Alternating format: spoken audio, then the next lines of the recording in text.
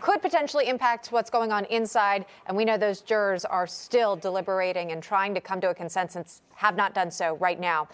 Thank you very much. Let's welcome in now Alan Dershowitz, Professor Emeritus at Harvard Law School. So, sir, welcome back to National Report. What does this tell you about where the case is right now? It's unclear. There's either a disagreement over guilt or innocence totally, or just over whether it's the highest charge, manslaughter, or the lower charge, criminal negligence.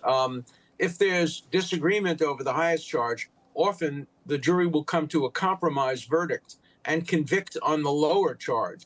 But if there's disagreement, for example, on the cause of death, was the death caused by the choking, then they can't come to an agreement on either charge. The judge will give what's called the Allen charge, which is also called the dynamite charge. Colloquially, lawyers call it the X-lax charge. It's supposed to loosen up jury disputes and tell the jury, look, listen to your colleagues. Don't be forced to any verdict, but listen to your colleagues. And if you can come to a verdict, you should. It's not the right charge. It shouldn't be given. I believe it's unconstitutional. It interferes with the deliberation of the jury, but courts in New York allow the Allen charge to be given. So the judge may give it. We may see a verdict on one or both of the charges. We're not going to see a not guilty verdict. That seems very clear.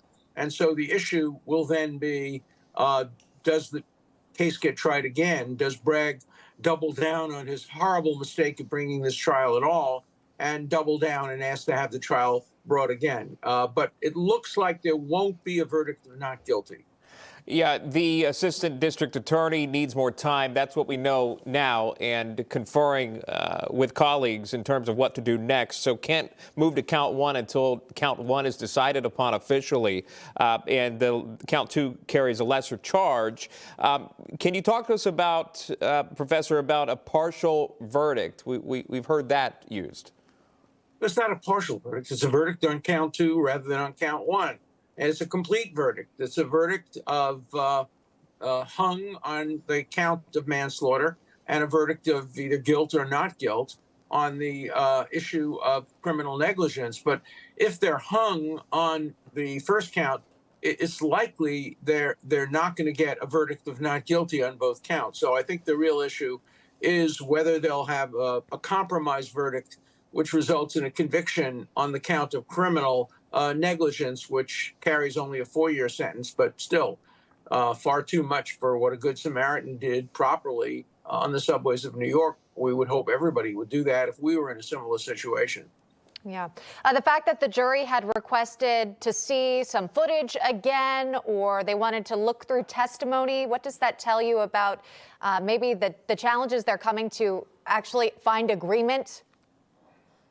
Absolutely zero. It means that no matter what you show them, they're in disagreement.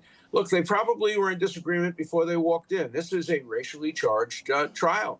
If this was not a black person who had died, there'd have been no case. And so you have black people standing outside and some white people demanding a guilty verdict. And you have other people who are saying, look, he's a good Samaritan.